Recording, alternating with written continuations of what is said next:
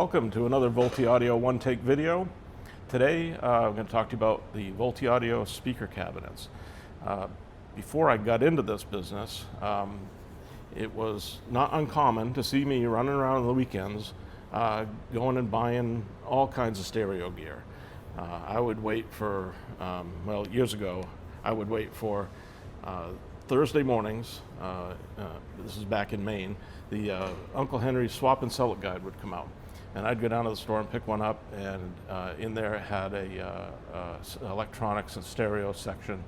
And this was back when I guess everybody was selling off their hi-fi gear. You know, it was the decline of everybody having a stereo in the living room, and so there was a lot of gear for sale, a lot of stuff out there. I got a chance to pick up, all the Sansui receivers, the Marantz stuff, the Pioneer, the Yamaha, Dynaco, all kinds of Dynaco stuff, and it was just a lot of fun. On the speaker end of things, it was East Coast, so, you'd see the KLH, the Advent, Bose, AR, a lot of AR speakers, and of course Klipsch, tons of Klipsch speakers, and I was a avid Klipsch fan, and just would buy anything that anything came up for sale. I'd buy it and fix it up and sell it, make a little money, and it became a sport, I think, more than anything. But I did learn a lot from it, because every pair of speakers that came back to my shop, I took them apart, of course, and checked out how they were built, what they were using for drivers, what the crossovers were like, and learned a lot from that.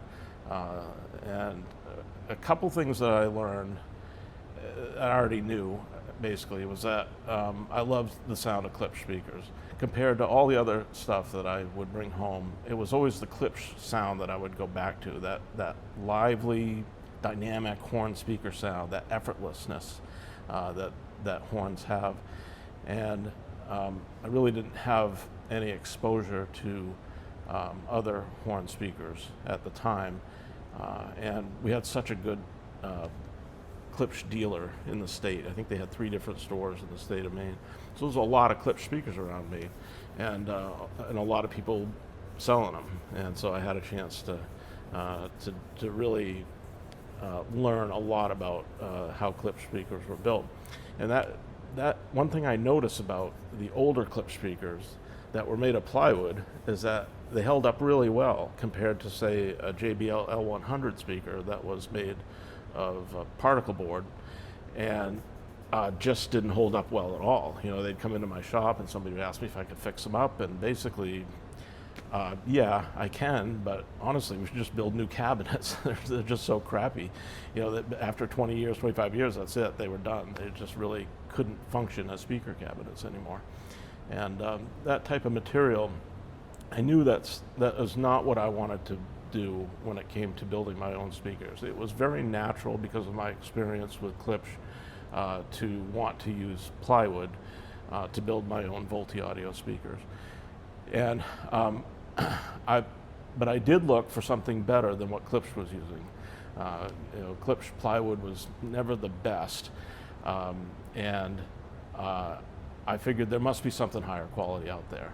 And sure enough, looking online, I found a lot of people mentioning Baltic birch plywood, which I was not familiar with at the time. But it didn't take me long to find a supplier nearby to me, and I had some Baltic birch delivered to the shop, and wow, really a very nice product, great to work with. You could tell by looking at it, the straight lines of the inner core, they had this process down. They were building a very high quality panel. And one of the things I liked is that all of the inner plies, the entire sheet's made of the same material, that's not something you can say about all plywoods. There are a lot of plywoods out there that use inner cores that are cheaper material than the outer panel. So Baltic birch, man, I had a good supplier for it. It's just a great material. So that was it for me, and especially the 1-inch thick stuff. Man, when I saw that 1-inch thick plywood, I thought this is really a step up from what Klipsch was doing. I just thought this is this is going to be a really good material to use for my speakers. I never looked back. I'm still using it today, and I'm going to show you some here in just a minute. The other thing that happened that really changed production here at the shop, for the first 6 years, I was taking that birch plywood and I was cutting everything I have a very nice table saw, and I have lots of routers set up and with jigs and everything. So I had a pretty good system down, but everything was hand cut. It was slow. Quality was good, but when I switched to CNC cutting, man, everything just changed. I think it was about 6 years in that I discovered a CNC shop in Nashville, and these guys had a great machine, and I went in there, I worked with them to program everything, get it on the computer, and I got the first one. I still remember the day I got the first one off the machine. I assembled one dry. I think I have a picture of it somewhere. And I thought, wow, this is fantastic. The CNC offers consistent quality, and it opens the door for more intricate cuts that I really could do by hand. So, and again, I'm going to show you some of these here in just a minute, but I was now able to have all my holes drilled, and I used to have drilling jigs and have to drill everything by hand. Now the machine's drilling that all for me. All of my drivers are inset nicely into the motor board. The holes for magnets were so precisely located that my grill frames would just snap on and be centered perfectly every time. Not easy to do when you're doing that with jigs and drilling by hand. And and the other thing is, when we switched over CNC, all of the parts for the cabinet became interlocking. So here I was using 1-inch thick Baltic birch. Yeah, great product in the end. However, even better when you can interlock parts together. And again, I'm going to show you that. So that every single piece that's in these cabinets interlocks into a groove. And that makes them really, really strong.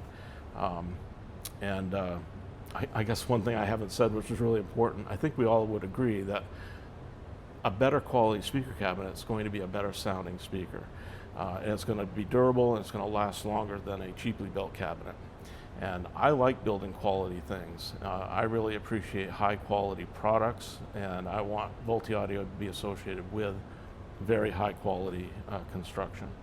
And so all of these steps that I've taken through the years to get to where we are today building these cabinets is with that in mind. I'm looking for something that can be handed down from generation to generation. So let me flip this let me flip this camera around so you can see. Here we go. All right. So what we got here are CNC cut parts for a Lucera cabinet. And then I'm going to show you the whole Lucera cabinet there. That's a completed one. Actually, it's got some veneer on it. And let me get around here. I think it'd be better lighting if I come this way. There we go. So the Raz and the Lucera and the Rival all have basically the same type of construction. 1-inch thick Baltic birch plywood, interlocked together, really high quality glues, which I'll show you up close here in a minute. And I want to show you the interlocking part a little bit. Here is one of our 1-inch thick interior braces, and you can see how that fits into the groove there. If I get up closer, you can see how intricate the CNC can get as far as cutting for us. And then here's one that's been hammered in. It's a very tight fit. When you assemble these cabinets, you don't need tape measure, a level, a rubber mallet, and glue is really what you need. They just build themselves. You don't need a square. They square themselves up. Some clamps. We do clamp them.